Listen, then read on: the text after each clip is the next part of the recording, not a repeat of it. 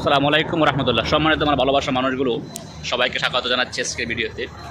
আজকে একটা বিষয়, খুব গুরুত্বপূর্ণ একটা বিষয় নিয়ে কথা বলবো।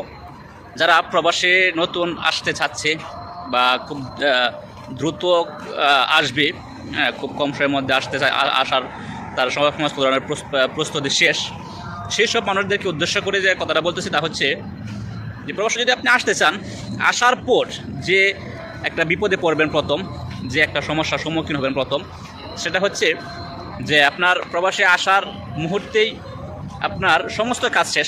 আমি ধরে নিলাম যে আপনার সমস্ত কাজ শেষ। প্রবাসে আসার জন্য যতটুকু প্রস্তুতি প্রয়োজন, টাকা পয়সার প্রয়োজন, ভিসা প্রসেসিং, বিমানের টিকিট, বিমানবন্দর ক্রস করা, আপনার সমস্ত প্রস্তুতি শেষ। তারপরে যদি আপনি প্রবাসে যখন আসবেন, সৌদি আরবের বিমানবন্দর যখন আসবেন আপনি, তখন আপনি দেখবেন একটা জিনিস, তা হচ্ছে যে আপনাকে যে আনতেছে বা যার মাধ্যমে আপনি আসতেছেন, সেই মানুষটা আপনাকে নিতে আসতেছে কিনা সেটা একটা বিষয়, আপনার জন্য সে অপেক্ষা করতেছে কিনা সেটা একটা বিষয়। আর প্রথমত আপনি আসার পর আপনি নেট পাবেন না, আপনার ওয়াইফাই থাকবে না, আপনার সিম অকার্যকর হয়ে যাবে।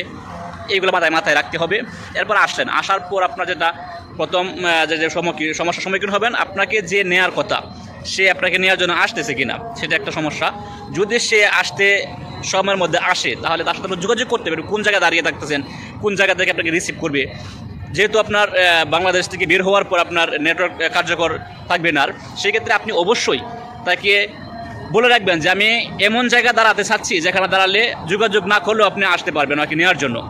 অথবা আপনি একটা সাধারণ ইংরেজি মাধ্যমে বললেন, অন্য একজন ড্রাইভারকে বললেন, অথবা অন্য একজন মানুষকে বললেন যে আমার একটু নতুন আসছি আমি, বা আপনি যেভাবে পালন বললেন যে নতুন আসছি, আমার লোক আসার কথা, আপনি একটু আমার একটু ওয়াইফাইটা দেন। তখন যোগাযোগ করলেন।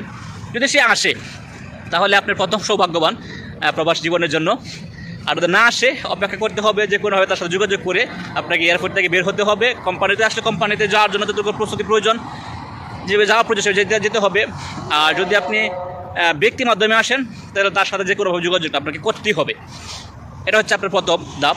দ্বিতীয় ধাপ হচ্ছে আপনি আসার পর যদি আপনার ব্যক্তি আপনাকে রিসিভ করার পর দেখবেন যে আপনাকে সে কি বলে, আপনার যদি আপনাকে করে থাকার জায়গা ব্যবস্থা করে দেয়, খাবার জায়গা ব্যবস্থা করে, তাহলে আপনি সৌভাগ্যবান। থাকার জায়গা ব্যবস্থা করে দিল সে, খাবার জায়গা ব্যবস্থা করে দিল সে, তাহলে আপনি সৌভাগ্যবান। কারণ অনেক লোক প্রবাসে আসার পর এয়ারপোর্ট থেকে বের হতে পারতেছে না, তার লোক আসতেছে না, যোগাযোগ করতে পারতেছে না। আবার যদি গিয়ে দেখবেন যে এমন এক জায়গা নিতেছে যেখানে তার থাকার জায়গা নেই, খাবার জায়গা নেই, খাবার জায়গা থাকার পরেও নানানভাবে সেই সময় করে তাকে টাকা দিতে হচ্ছে, রুম নেওয়ার জন্য, তাকে খাবার জন্য তাকে টাকা দিতে হচ্ছে, দিতে হচ্ছে। আবার দেখা যায় যে আপনাকে আনতেছে তার সাথে আপনার যোগাযোগ নেই, সে অন্য একটা জায়গায় আপনাকে রাখতেছে। এই সমস্যাগুলো আপনাকে প্রথমত ফেস করতে হবে। যদি ওই ব্যক্তি আপনাকে নিয়ে আসে, আপনাকে রাখার জায়গা দেয়, আপনার থাকার জায়গা দেয়, খাবার জায়গা দেয়, তাহলে আপনার সৌভাগ্যবান ব্যক্তি প্রবাসী।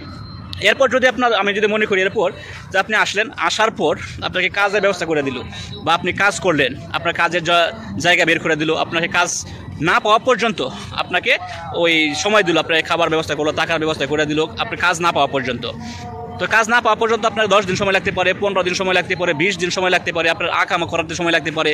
এর মধ্যে আপনাকে থাকতে হবে, খেতে হবে, আপনাকে ঘুমাতে হবে, আপনাকে কাজের জায়গা যেতে হবে, কাজের সন্ধান করতে হবে। যদি ওইগুলোতে আপনাকে সহযোগিতা করে যার মাধ্যমে আসেন সেই ব্যক্তি, অথবা যদি সহযোগিতা করার কোনো ব্যক্তি পান, তাহলে আপনার সৌভাগ্যবান মানুষ।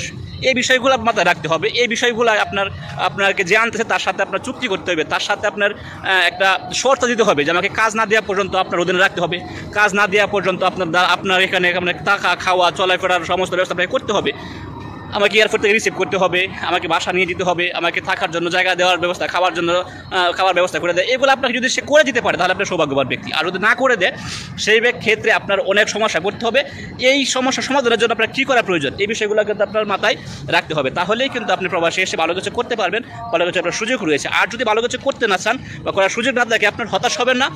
কোনো সমস্যা স্থায়ী নয়, সমস্যার সমাধান এক সময় হয়ে যাবে। হয়তো আপনার কষ্ট হচ্ছে, একটু কষ্ট হবে, একটু সমস্যা হবে, কিন্তু কোনো সমস্যা আপনার স্থায়ী হবে না, সমস্যার সমাধান হয়ে যাবে। এই জন্য আমি বলি যে আপনি প্রবাসে আসার ক্ষেত্রে আপনাকে রিস্ক নিতে হবে, মানসিকভাবে প্রস্তুতি নিতে হবে। তারপর আপনি প্রবাসে আসুন, যে কোনো পরিস্থিতি, যে কোনো পরিবেশ হোক, আপনি আল্লাহর উপর ভরসা করে আসুন। আপনার সব সমস্যার সমাধান হয়ে যাবে। তবে সমস্যাগুলো খুব স্বল্পস্থায়ী হবে। সমস্যার সমাধান হওয়ার পর আপনি সৌভাগ্যবানদের তালিকা অন্তর্ভুক্ত হতে পারবেন। তো প্রবাসে আসার ক্ষেত্রে যে সমস্যাগুলো বললাম, এই সমস্যাগুলো আপনার মাথায় রাখতে হবে, রাখুন, তারপরে প্রবাসে আসুন, প্রস্তুতি নিন। আল্লাহ পাক আপনার প্রবাস জীবন সুখী করুক। ধন্যবাদ সবাইকে। আসসালামু আলাইকুম ওয়া রাহমাতুল্লাহ।